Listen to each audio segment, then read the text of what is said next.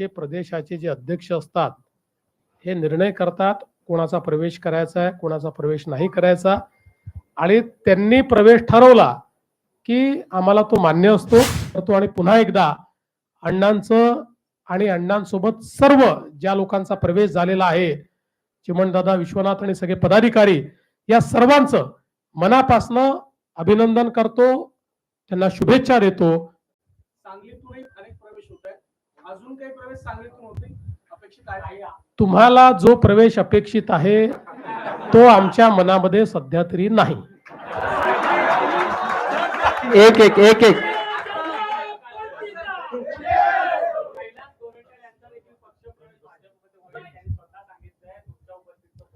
आहे की भारतीय जनता पक्षामध्ये आमचे प्रदेशाचे जे अध्यक्ष असतात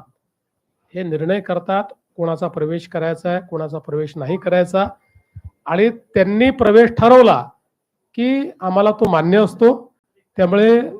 चांगला आहे, कैलास गोरंट्यालही जालन्यातले एक अतिशय महत्त्वाचे नेते आहेत, अनेक वर्ष आमदार राहिलेले आहेत